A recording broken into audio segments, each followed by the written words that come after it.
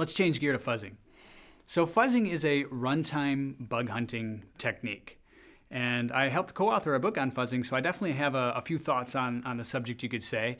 And so to start the discussion, we'll talk again why unknown bugs are so important. And I won't go through a deep discussion of vulnerabilities as I did in the prior module, but we'll talk in brief just so that we can drill that point home. Then we'll talk about what fuzz testing really is and how it's integrated into the development lifecycle. We'll talk about some different techniques like mutation, generation, directed, what's latest, what's hot, what works, and how is that? And again, we'll summarize the ROI related to fuzzing. So fuzzing is intended to help you find those unknown vulnerabilities. We're going to search for certain types of faults by exercising the software. Typically, that could be crashes. If we're monitoring the software with a debugger, we can give it a file or a network packet or what have you. And then if we see an exception, we can record both the input and the exceptional data, and that's how we fuzz to find those vulnerabilities. And those types of errors tend to be exploitable conditions, and they tend to be real bugs. There's not going to be very many false positives in that. There are other types of exceptions. There are other ways we can monitor. If we're pinging a piece of network equipment and we see that the ping no longer responds, if you don't have access to attached to the process with a debugger, there's a variety of ways technically we can do this. But long story short, if you imagine this giant iceberg, the things that you know about are just the tip. And the things that keep project managers up at night are everything below the water. How do you find that? That's what we want to do, and that's what fuzzing helps us do. And the term that sometimes gets thrown around is 0 days, and basically all that means is just something you don't know about, but your adversary might know about it. And we need to mature our process so that we can find these before the bad guys do. And it's not just bad guys, by the way. I mean, I have a picture of a robot on the moon with a bug creeping at it. So, I mean, imagine any system that we depend on today. Spaceships, airplanes, automobiles, medical devices, your phone. We can't have bugs in any of this stuff anymore. Technology's gotten too integrated into our life to have simple bugs just be in there that we're not finding. So we really need to go after these and be very proactive to reduce the risk to us as humans. So what is fuzzing? It's an automated testing technique to find bugs in software. Well, what does that mean? Basically, you imagine that you have a system here, maybe it's a network server, and you have an attacker here. He can send data through packets, and that's the attack surface, that interface where that data hits the process that we're testing. That's really the attack surface that separates the privileges of those two entities. And that's what we're testing. And it doesn't have to be network packets. Again, it could be APIs, registry keys, files, you name it, any type of data that would cross a boundary and allow somebody with no privileges to suddenly have privileges if they execute code in that context or crash that server, that type of thing. So what type of data will we send? How do we do that whole fuzzing thing? Well, basically, you look at the data as it is, as it normally would be, a string, a username, password, whatever it is. And if a normal username is 100 bytes, what if we send 1 million bytes? Would that crash the server and take it down? That's the idea behind fuzzing. And before we talk about the techniques in fuzzing, let's again look at the pros and cons of this thing. So fuzzing, it finds real bugs, and it finds important bugs. That's the biggest benefit of fuzzing, hands down. You don't really have this false positive issue. If I can send this packet and your server goes down, there's not a lot of discussion about whether that's a real bug or not. The cons are it's integrated a little later in the process, so it's not as integrated necessarily as the developer tools like a static code analysis. It can be integrated fully, but it's just harder to integrate fully, and there's a few reasons why. First of all, if you find that crash, you send that packet, crashes a server, then what? Then we have to figure out, well, where did it crash? Why? Instead of, with the static analysis tool, it's like line 43 has a buffer overflow.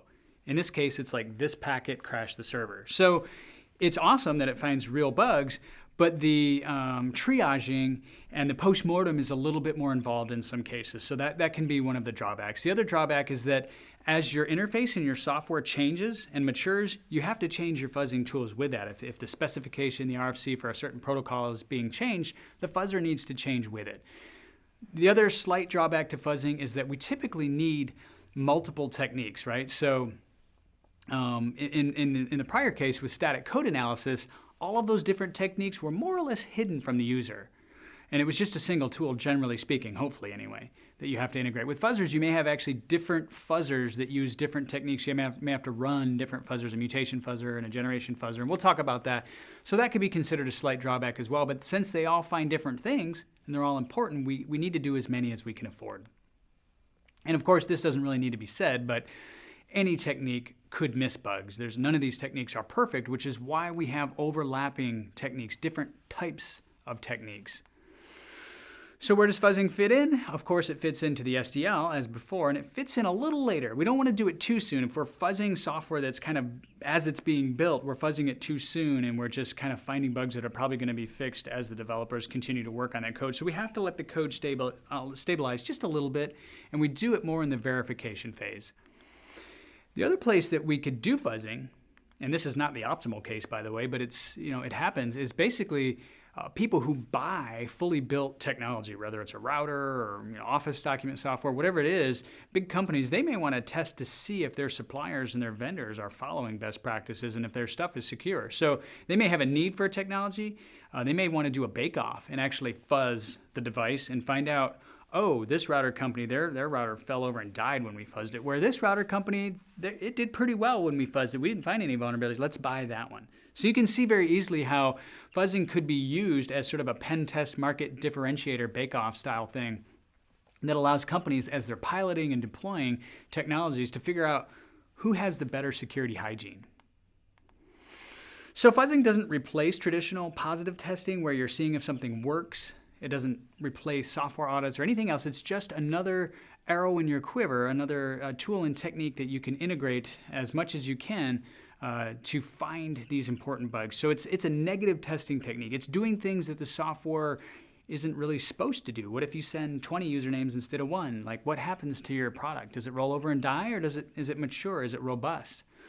So the other thing about fuzzing is that attackers are doing it. All the big companies are doing it. So if you're not doing fuzzing, you're probably one of the few. So that's just to kind of help motivate you that the bad guys are definitely doing it. All the big companies are doing it.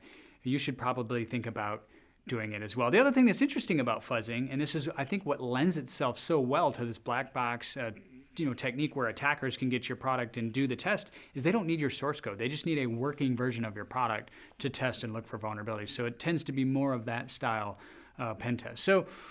But let's think about it a little less from the attacker's point of view and a little bit more from the development process. So you're going to identify what it is you want to fuzz. And it may sound simple, but actually that's not entirely trivial depending on what you build. So if you build a browser, for example, your browser does all kinds of things. It plays movies, it renders images, HTML, you name it. So what are we going to fuzz first? So we'll identify that based on criticality and things like that. We'll order that. We'll create our fuzzer, one of the different types, and we'll talk about the different types. And we'll run that fuzzer, and we generally expect to find bugs when we do that. If we don't, we probably mess something up. We either have fuzzed this a lot before, or our fuzzer's not actually functioning like we think. We're not monitoring properly. Maybe we're finding bugs, but we're actually missing them because our monitoring isn't very good on the target. And that's an important thing. I want to bring that up. I'll probably say that again, but the monitoring is probably one of the most critical pieces of fuzzing. If you're finding bugs with these different techniques and stuff, but you're missing them, you might as well not be doing it. You're wasting your time. So then when we do get bugs, it's about analyzing them. In many cases, when you fuzz, you might find a lot of bugs. You might have to order them and sort them and put them in buckets based on the types of crashes and where they crash in the software. And then you want to begin to prioritize the fixing and repair of those bugs. Or if you're an attacker, you're going to order those based on what looks the most exploitable, and you're going to begin to weaponize those into working vulnerabilities. We don't want to let that happen to our software. So let me give you some images here to depict this process. Here we have the fuzzer, and the target's over here. It could be a server, it could be a process that lives on the same box, it doesn't matter. And then we're going to send a valid test case. In this case, we're fuzzing, it looks like based on the data I show on this, the screen here, it looks like we're fuzzing a web server. And typically we expect to get some normal response. That's a normal send and receive situation. And what we do with fuzzing, though, is we take that normal packet and we anomalize it in some way. It's generally correct. It still looks like a valid GET request to an HTTP server, for example, in this case. But we've inserted stuff. What kind of stuff? Well, rules of thumb, basically heuristics. That would be things that have been known to find vulnerabilities in the past, like long strings, format strings, certain types of escape characters. We've got a whole heuristical library of things that have been known to cause faults in other software in the past. Those are the kind of library replacements we'll do with good data, with bad data. And then, boom, the server might die. It might crash, it may stop responding, it may slow down, it may send back erroneous data, could send back secrets like in the case of Heartbleed. All kinds of bad things could happen depending on what type of data we're doing. So we need to monitor for that. And it's not just crash monitoring. Like we saw in the case of Heartbleed, just monitoring for crashes wouldn't have found that bug. And that may be another reason that bug escaped notice for a while. You had to actually notice that the data that it was sending back was more than it should. So that's an interesting thing, and I'll keep bringing that up. Monitoring, it's very important. So let's look at the fuzzing picture from a little deeper level then. Here's your fuzzer. Here are the types of things that it can create, and that's basically anything. Files, network packets, SMS messages, satellite signals. I don't know. You can fuzz anything with code, basically, anything that receives input. Then you deliver that, and that can be easy if it's local on your machine, or it could be difficult if you have to create some sort of complex delivery mechanism, but we need to do that. And it's going to hit the attack surface of your software.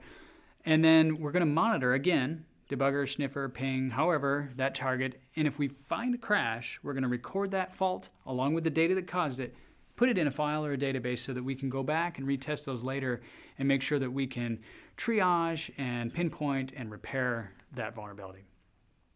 So what are some of the fuzzing techniques? We've got mutation fuzzing, which is continuously delivering slight alterations to an existing sample. We've got generation fuzzing, which is creating new inputs based on a data model or an RFC. And the newest type of fuzzing is called feedback, where we combine some of those prior heuristical libraries and things that we do to find bugs with a search algorithm, like a genetic algorithm, to find new inputs, almost like we did with the static analysis tools. Basically, we want to increase our code coverage with a feedback mechanism, a fitness function or a search function in some way. Some notes on that. First of all, we can do distributing on any of those techniques. So particularly for mutation fuzzing and feedback fuzzing, we're probably going to, because those take longer to run, the generational fuzzing, typically you have a list of highly targeted smart test cases. And so those run relatively quickly compared to mutation and feedback. So for feedback and mutation, you're probably going to want to have a farm of VMs or other machines available so that you can do the fuzzing, get the number of iterations you want in a timely manner. Now, some people ask, well, what is the proper number of iterations? That's a longer discussion, but basically, in many cases, you may want to get 1 million iterations or more. Look as you're searching over and over again, creating different permutations of files or whatever it may be. So you're going to want that to finish in a fairly timely manner, particularly if you're doing what we should, which is integrating this into your build system. And the other thing, I've already mentioned it 3 times, I'll say it one last time, is that the monitoring on any of these techniques is really the key to finding the bugs. So let's look at mutation first. Suppose we have, in this case, a sample image file, some graphics file like a PNG or a GIF or whatever it is. Here's the data, if we just look at the data in a hex editor, and you can imagine most of this data needs to be correct for it to be well received by the target. Well, what if we just flip a couple of bits here and there, like 0.5% of the bits in the file? What happens? Who knows? Interestingly enough, developers, I think many years ago, wouldn't have thought much. They would have thought, well, it just would be an invalid file. True, but your software may actually choke and die on it, which is really an interesting thing. So mutation fuzzing tends to find odd bugs just by flipping a few bits here and there. Also, there's this notion of D-word sliding. They call it D-word is just a 32-bit value. And you can take, in this case, I've got the D-word dead beef. It's just 32 bits. Take that from the start of the file and just slide that value all the way through the file. You'd be surprised the type of bugs you find. The other thing that's really important about mutation fuzzing is having a good corpus. So you need a good selection of samples. So it's not totally dumb fuzzing. You're not just, delivering completely random data. You're starting with good samples, lots of good samples. So if you were fuzzing Office, for example, again, I just use that as an example because it comes to mind. You might have 10,000 Office documents as your starting corpus. And then you can run what's called a min-set algorithm, which allows you to measure the code coverage for each of those documents. So you give a document to Office, it renders it, and you see the pictures and the text and the bold and the font and the bullets and all this stuff, and you get, let's say, 5% code coverage. You deliver another file, and you get that same 5% code coverage, but a little bit more in some other way. You measure it in terms of basic blocks or lines of code covered or whatever. What you do is you just use the files in this min set. You try to generate the minimum set of files necessary so that you maximize the unique code blocks you hit, but you may otherwise throw the rest of the files away if they're not giving you new coverage. You don't need to test with 10,000 different documents. Maybe just a special 800 of those gives you the best code coverage. So that's a really strong thing that you should do to make your mutation fuzzing much more targeted, much more effective. So in terms of mutation fuzzing, it may also be called dumb fuzzing. It's not really dumb. It's just that we don't know about the protocol. So we're flipping bits, but we have a good corpus of samples as I talk. So the pros are that it's the quickest to set up. You can get this running while you work on another technique. The other pro is that it finds bugs. Oddly enough, you wouldn't think that just flipping a few bits in a file is going to find critical vulnerabilities, but it absolutely has in the past. Some of the cons to mutation fuzzing are that you do need longer runtimes typically to be effective. Depending on the target and the protocol, it may not be super effective in every case. It may work great for files, it's been very effective. For network protocols, maybe not so much, particularly if you've got a challenge response type protocol where the server sends you some kind of a cryptographic hash and you have to send back some other type of data based on that hash.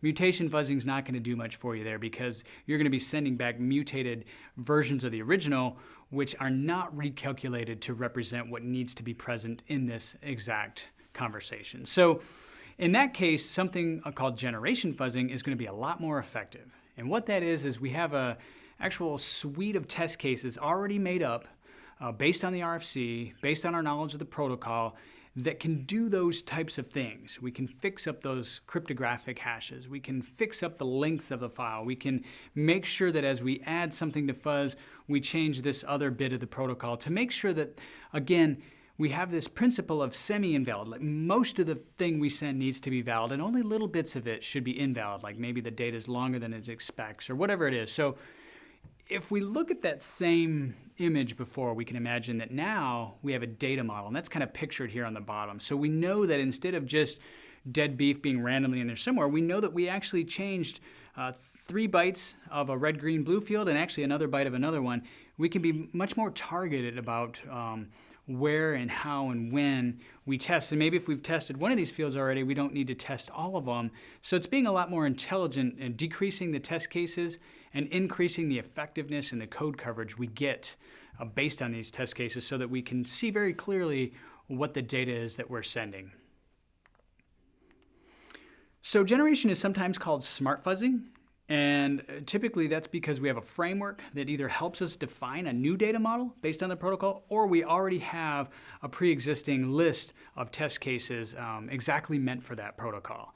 So that's the pros that we have in this case. We have deeper coverage, we have more bugs, we have shorter run times. Generation fuzzing, smart fuzzing is definitely something you want to consider. The cons, of course, is that it probably costs a little bit more in terms of either buying those test case or in terms of having to build that data model yourself. So there's going to be a little bit more cost associated with generation fuzzing, but it's going to be a lot more effective, generally speaking, than mutation fuzzing. The third kind of fuzzing is called feedback, and this is a really interesting type of fuzzing where we direct the creation of new inputs based on the coverage that prior inputs got, and we solve.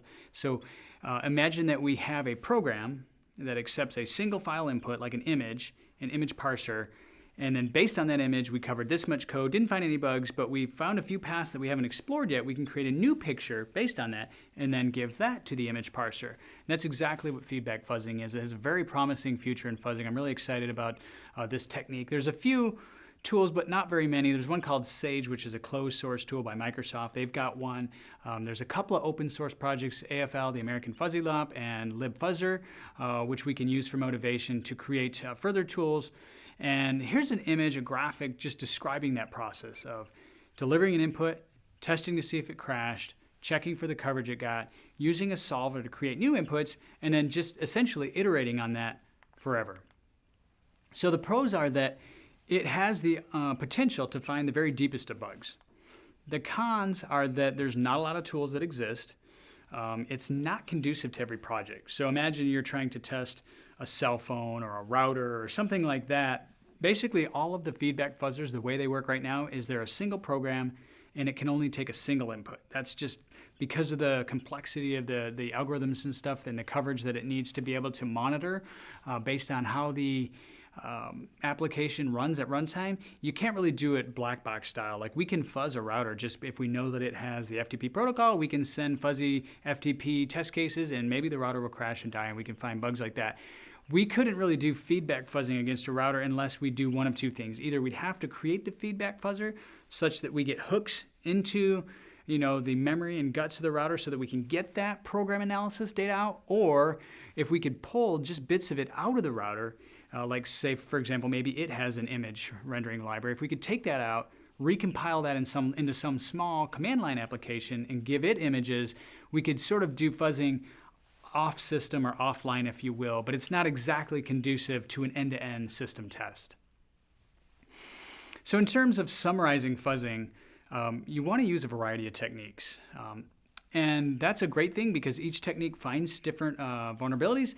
The downside is that it might include or might involve using different tools, which we probably didn't have to do with static analysis. So again, we're finding bugs much sooner in the fuzzing rather than getting back crashes from the field or something like that. So we're adding huge value there. And we're finding different types of bugs that the static analysis tools wouldn't find. So we're complementing our static and our dynamic testing to make sure that we're getting the right amount of overlap.